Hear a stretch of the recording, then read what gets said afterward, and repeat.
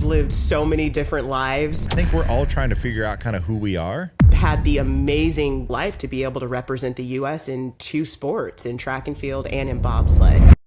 Today, everybody, we get the opportunity to talk to Tiffeny Parker. And I'm going to let Tiffany introduce herself here in just a moment. But one, I wanted to say thank you. Alicia Alman, who was on a previous episode, knows Tiffany, and I'll let Tiffany kind of get into that a little bit as well as kind of how they know each other. But then I've now had the opportunity to talk with Tiffany a few times, and she's a special person. She's incredible in who she is. She's incredible in what she's done and what she's doing and what she's going to do. And I'm just so grateful and excited for the world to, again, see more of you and hear more of you, hear more of your story, hear your energy and your gifts. And if you're watching on YouTube, you're going to see her energy and her smile and her laugh and all the things. But you know, it's really powerful. And I'm just grateful that you're willing to be on the show with us today. And so thank you. First of all, I'll start with that. So Tiffany, go ahead and tell us kind of who you are, kind of what you do, kind of what you've done, and then we'll dive into some awesome things here together. Yeah, no, I love exactly what you said. Who am I, what I do, what I've done. I'm Tiffeny Parker, and I'm someone that strongly believes how you introduce yourself, the I am statement that you say, is one of the biggest things that you will ever coin and craft for yourself. So I like to go the opposite of what people think. I like to tell people who I am at my core. I'm an adventurer. I'm a life lover. I thrive in spaces with just people. I'm always someone that's looking at the greater pursuit. How can I be better personally, professionally, and also how can I elevate people? I'm a smiler. I'm a lifer. I love coffee. So I'm always random coffee corners in the world. Just an adventure seeker at my soul. And because I've been able to show up with those things that make me me, it's taken me into the other elements of who I am. I hold 3 master's degrees, which a lot of people are like, what? I'm like, yeah, I had them all before I was 22. I have had the amazing, fortunate just life to be able to represent the U.S. in 2 sports, in track and field and in bobsled. And I've had the opportunity to just show up with what truly grounds me and makes me me, that adventurer, that life lover, that friend of the friends in everything that I've done. And it's led me to my passion and my calling, which is executive leadership coaching, and really being able to elevate the human potential. And a lot of people say that they want to do that. And I, in my soul, believe that it is exactly what I am called to do on this earth. I know it like I know my first name. And I'm so brilliant at it when it comes to just creating space for people to progress, no matter if their life podium is, I want to be a CEO, or I want to be the best mom that I can be, or the best dad that I can be. I love that I get to bring the gifts of who I am to those spaces. So yeah, I am the founder of Sidetrack Leadership Coaching. That is Tiffany. Yeah, well, that's incredible. There's a whole lot that I want to unpack. And so, because, you know, the conviction, like I want to pour into that just for a second on the starting with the who you are. I think a lot of times these days, the judgment and some of the negativity and some of the comparison and all of that that we see, it comes from a lack of knowing who we are. Because if we actually have a better sense of self and self-awareness, we know who we are. So then we become less worried and judged by and less threatened by who other people are. And that offers, for me, a sense of peace. Like I don't carry the heaviness of worrying about somebody else's something, or like they're doing better than me, or they made a comment about me, or whatever the thing is, because I think we're all trying to figure out kind of who we are. And oftentimes it's from how other people see us. But the way that you just said who you are, there's a conviction there of that came from you really digging in and understanding you. And I think we could all learn a little bit from kind of figuring out what that is, and then also owning that. And then do you feel like that I am is dynamic, or do you feel like it's who you've been versus who you are versus how you want to let people know who you're going to be for them? Well, thank you. I'm going to receive that compliment. Thank you so much for saying that. It means a lot. I think it's all of the above. I believe that I've lived so many different lives at the age of 37 that who I am is currently who I was, and the things that I got the opportunity to experience, the failures, the hardships, the things in the basement as you're pursuing professional athletics for 12 years of your life, and as you're just experiencing everything for the first time. So how I got to how I announce myself now is transparently, I just spent a life of being announced by what you could Google me by. And I value progression. I do. Something that I think is a great gift that I have. So also, there's a little bit of curse on that side. It's one of the values that has allowed me to be able to show up the powerhouse that I am, not just in leadership coaching, but the overachiever, the high achiever, the gold star chaser to the max. I've kind of collected my I ams, and I think I had to have it shattered. It's just like pieces of glass that I collected from being an athlete. Like, I am a U.S. athlete. Okay, now I am a U.S. athlete in summer and winter. And so there are just all these things that have announced me. And when that identity is sometimes chosen to be stripped, and we'll talk about my journey and my transition from athletics, even though I don't feel like you really transitioned. But yeah, I feel like there's an element where you no longer can rely on those things to announce who you are. And I just spent a very long time trying to undo the things that announce me, so that way the person that I am could announce me. Because at the end of the day, I could walk down the street and I'm still in shape because train for life. That's my motto, but no one's going to know that I was a U.S. athlete person. They're just going to see this girl that just looks in shape walking down the street and was she kind to me? And so I really look at, if no one could Google anything about me or know anything about me or look at my Instagram, how would they describe me at my funeral? If the only thing they had is how I interacted with them, how would they describe me? And so that's why my I am statement, why I say it that way. It doesn't matter if I'm doing public speaking or I'm announcing myself to a leadership team or a corporate client, because that's who I am. That's my value at my core. And it's 10 out of 10 times what I take leadership clients and just people on that journey of is really figuring out what do they value and how does that value announce them. Wow.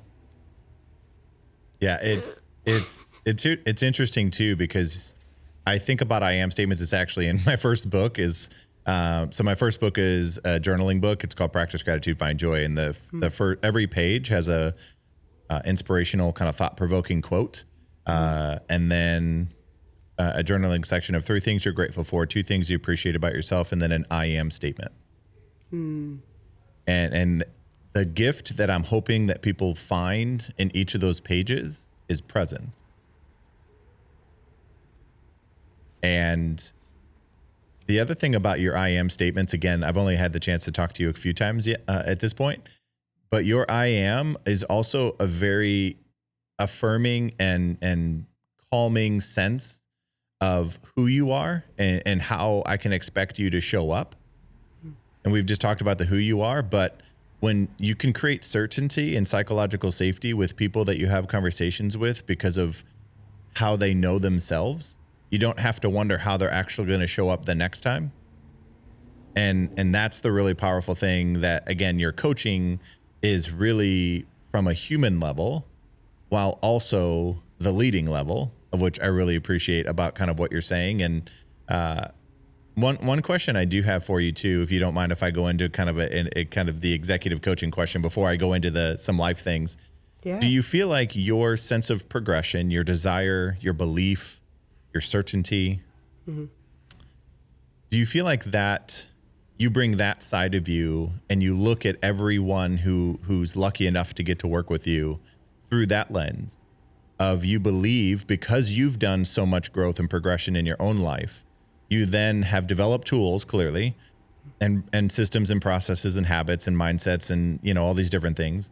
Do you feel like that is one of the things that makes you such a great coach for so many different clients across every industry? Because you see that in them because you've done it yourself.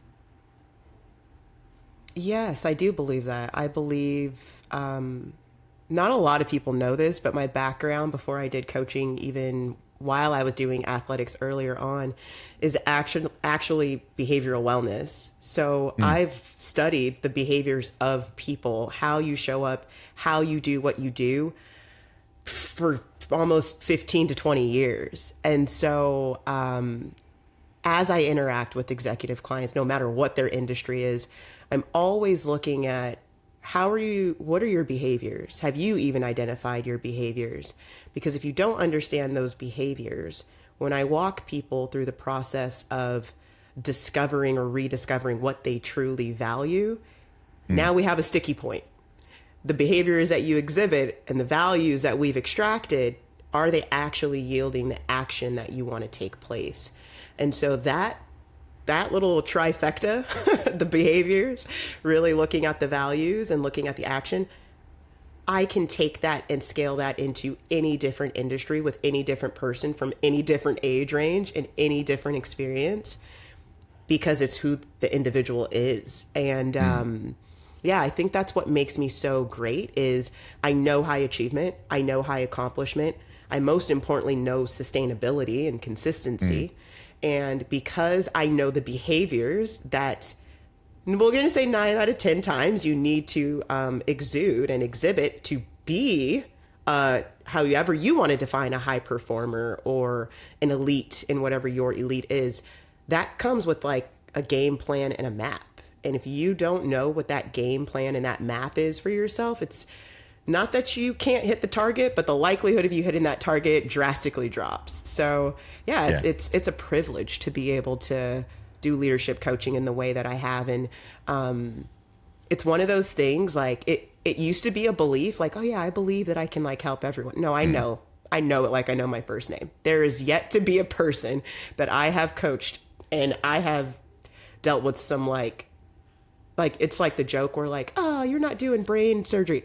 I actually have some clients that do brain surgery and heart surgery, and you're like, okay, how you respond in your situations, what your behaviors are, it actually is do or die in life for someone. And so I'll never take that for granted. But yeah, I believe that's what makes me so good is the duality of the performance and high achievement that I have as an elite athlete, as well as just the human element and the behavioral element that I have of just working with so many different people culturally.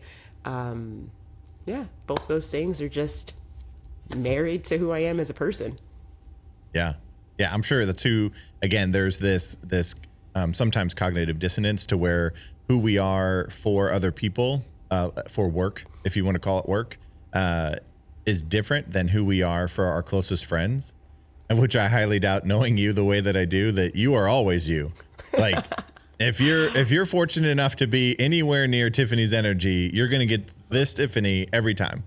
Yeah. You know, and which again is spectacular. And like there's this idea of be the change that you want to see in the world. And you know, I think you are a perfect example of that. Of again helping people feel seen, valued, empowered. Like you said, the human potential. It's just believing when somebody walks in, believing in you because they know that they have the tools to get you to where you want to go. It's powerful. And I can't even imagine like as a client too, there's nobody who's in any role in any status in any company that wouldn't benefit from you and the tools and the roadmap. And we talked the other day and you're like, yeah, I just created a tool for this and a tool for that and a tool for this. I mean, you have that gift as well to turn your thoughts into actions and thoughts into words and thoughts into tools. And it's a gift, again, like we've talked about sharing our gifts with the world. So anyway, I just want to call that out. And I'm also curious too, we talked a little bit about this kind of pre-show while we were in the green room together here, but the path right? So there's kind of two different things I'm super curious about. Sometimes in our lives, we have people in our life that have shown us the path and shown us how to get to where we're going, right? So kind of maybe our coach when we were younger. Mm-hmm. And we have people who've kind of mentored us and made us believe it's possible for us and made it kind of a little less big, the goals, the accomplishments we want to go after. But sometimes we're also the first ones to break the cycle or start a new path. In our families, in our friends, and all of that. So tell me a little bit about kind of that process for you, as far as kind of we talked a little bit that you are kind of the only first one to really do what you're doing, obviously at the level you're doing it, and kind of tell me about how you had that internal belief and that recognition of the gifts you have, and then how you continue to pursue them, even though it was different than anything you've seen before. Yeah, no, that's a phenomenal question, and it actually is part of the first question you asked me to answer this one.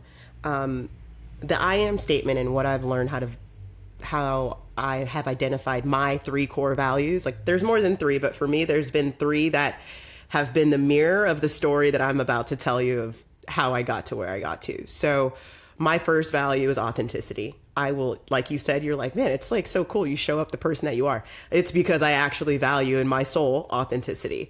The second is progression. I love seeing how I can be better in all of the lees, spiritually, physically, emotionally, athletically. I like being better. And I was a heptathlete by trade for track and field, which is 7 different disciplines. So I've always been able to get better in specific things that have equated to overall growth of being better.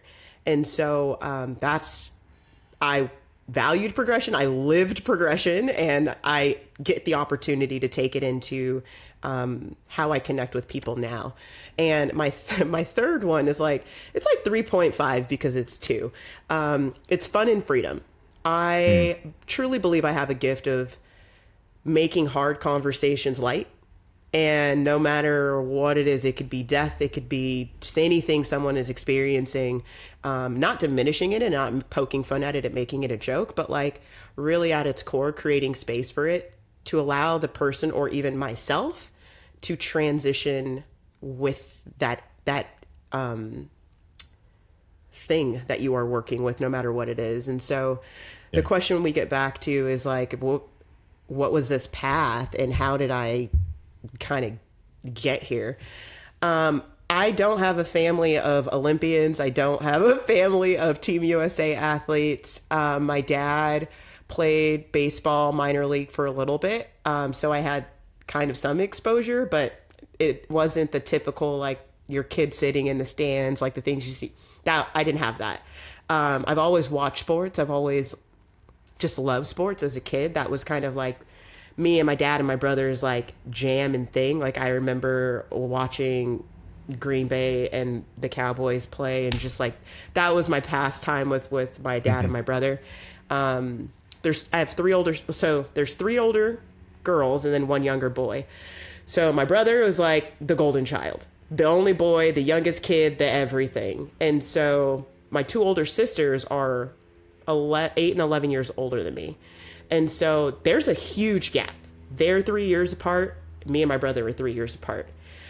So I'm a true middle child where I was just not old enough to hang out with my sisters. And then my brother was in a world of his own because he's the only boy. And so I guess we'll say I got the opportunity at a young age to kind of pave my own path. Yeah. There's good things about that. There's bad things about that. I accept them both as they are because they've been my story. My mom, on the other hand, she was a Susie homemaker. I hate that I will admit this, but she sewed our clothes until probably the 8th grade. Everything, socks, anything you can think of, I didn't purchase in my lifetime until the 8th grade. And as a young kid during that time frame, that was not cool. That was not cool. Now that might be a little bit cool, where kids are oh, my mom has patterns in the house. And I'm yeah, that was not cool in my day. But she was a wedding cake designer, just the creative, artsy person. One of the hardest working people I've ever in my life had the opportunity to just witness. And so my path happened because I got the chance to choose it. I got the chance to trial and error and fail. Honestly, no one really, like, in the nicest way possible, no one paid attention to me. So if I wanted to be a rocket scientist, sure, I could be a rocket scientist. If I wanted to pursue being an athlete, all right, cool, I'll go be an athlete. But I didn't really have anyone that was rah, rah, you got this. At the same flip of that coin, I didn't have anyone that was telling me, no, you can't do this. So I've just been able to create that path, and I think it kind of built the intuition that I have to say, like, yes, this is for me, or no, this is not for me. And I kept that same trajectory well into high school. I was very fortunate where I had amazing high school coaches that saw my potential, and they were determined to have that potential be seen in some way, shape, or form.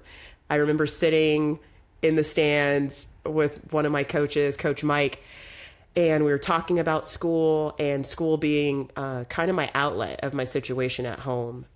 Both my parents and my brother had moved to another state. I knew that getting a scholarship and running track and field was going to be my only out. I really, failure wasn't an option for me, to say the least. And so I convinced my parents somehow at the ripe age of 14 to move to a different state without me, as I lived with my sisters, who then I later on ended up getting kicked out of their house, then living with my friends. And somehow, by the grace of God, I still managed to make it to who I am today. So that's a testament and a story in its own. But my coach sat me down and he was like, you know what?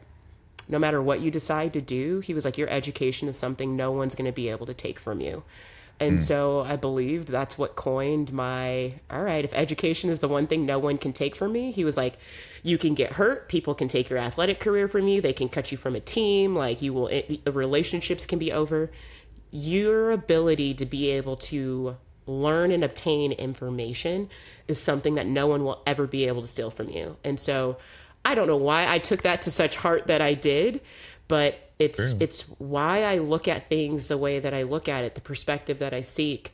It's like the saying, like the jack of all trades. And also I'm like really intentional. So I try to master things to the best of my ability. You have three masters. So yeah, literally, very much literally. And so, this path and how I've kind of shown up on it, it's kind of always been authentic because I got the opportunity to show up as myself. It took me into my athletic career. So if we move into that, I did not walk on this earth thinking that I was going to be an Olympian or a Team USA athlete, period. We talked about this earlier too. It's my goal once I finished my master's in business was I want to work for the most inspirational woman on the face of the planet. And everyone's like, what do you mean by that? I was like, Barbie. They were like, what?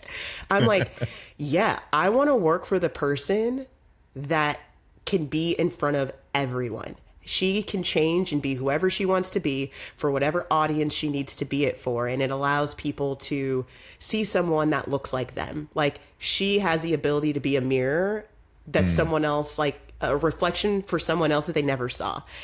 I don't know why. That was just my, like, I latched onto it. I've done multiple presentations on Mattel, like in college. I could tell you the ins and outs of that. Well, at that time, Barbie in that business. Yeah. And that did not happen. I did go to an interview. I did decline the job. And the reason why I did that is because I ended up eventually going into track and field full time. I ended up going to Azusa Pacific University. Started at New Mexico, transferred over to APU, and 2011 was when I was going to be done with all of my eligibility collegiately and my master's program. 2011, my mom passed away of a brain aneurysm, and so it changed the instant trajectory of my life. Literally, my mom was having coffee with my dad one morning. That's what they just did, and my dad, I'm replaying the story through my dad's lens. He was like, yeah, I having coffee. She set her coffee down, walked to the bedroom to go get ready for work. And he was like, yeah, your grandma called me. I was on the phone with her for maybe 2 or 3 minutes at a time. He was like, oh, her coffee's getting cold. So he got off the phone with my grandma, And he was like, where is she at? So he like walked around literally like a catty corner. And she had made it from the back room where their master bedroom was down a hallway. So there's my brother's bedroom and the wall that's like the living room and the hallway wall. And he's like, when I turned the corner, like I knew instantly something was wrong. She had basically, when you go through an aneurysm, you have a mild stroke or you have a full stroke. So she couldn't really speak. So she'd made it from the bathroom to try to get back to him to that living room. And my brother woke up to that. So I don't know the experience of my dad and my brother in that moment. All I know is I took it to heart that in 3 minutes or after this podcast, I could literally not exist anymore. Like any one of us could not exist anymore. So it's what is your I am statement? Like, how are you showing up for people in the moments that you get the opportunity to interact with them? And, yeah, my mom passing away, I had to go through that process. I was still in school. I think I was getting ready I was like 2 months out of nationals, and I had to sit down with my coaches and they were like, okay, well, like, what do you want to do? Very, very, very long story short. My mom would journal and write things all the time, had a series of books that she was just like writing all the time. And she had like written a book for me and kind of just like, I don't want to say the path of my life, but ironically like the path of my life through her lens of what she had hoped. And it said, don't stop running until God completely takes it away from you. So by literal conviction, I was like, Barbie's not it. That's just not what I'm supposed to do. Like I said, did not have my sights set on being an Olympian. I didn't even want to pursue athletics professionally. I didn't even think that I could, if I'm being really fully honest. I was like, I'm okay, but I'm not that good. And I made the decision based on that. I was like, all right, like my coaches said, yeah. So we went on that 4-year journey of getting me to elite, I guess we'll call it. And I told myself, I'm like, all right, I am so far off of the point score that you need in order to get to the Olympic trials for track and field. I'm like, all I have to do is set a PR, 200 points each time I do a heptathlon 4 years in a row, and eventually I'll get there. That's literally the path that I took. And that's how I got there. And that's how this whole thing happened. How I ended up on this podcast, how I ended up going into leadership coaching, how I met Alicia. Like, all of that was a series of path and choices, but so true to what I identified later on in my life after that podium, what I valued, which was in that journey, I was able to be my most authentic self. I was very privileged to not have someone tell me anything different. I was very fortunate where I got the opportunity to chase progression, and I got the opportunity to chase progression, yes, on my terms, and transparently, yes, for validation of external factors, but I still got to choose that. And then the third part of it is I got a chance to have fun, and it was free. Like, I didn't know that's what I wanted to go into, and I kind of painted that picture and that path to be able to walk on it. So that's how I got here. I don't know if that answered your original question, but that's exactly what I and we all needed to hear. Truthfully, it's because trying to figure out like what I think that my hope honestly was that the question would bring that out. I didn't have an intention of an answer. It was just, there's just something. And again, the thing that I'm the most curious about too is not just the being, but also the becoming. And so saying that I represented Team USA, I'm a Team USA athlete. My brain first goes to what were you before you could say that, and what are all the things that you had to do to become that? Not the wow, she something, right? There's not luck. It's hard work. It's belief. It's adversity. It's persistence and resilience, and it's every day. It's every moment. I'm sure, and I just wanted to honor that. Honestly, is kind of why I was kind of also wanting to know that question, because so many times people see other people in elevated statuses and roles, and they think that was kind of like a path for them that was natural and it was going to happen and it was something they always wanted to do.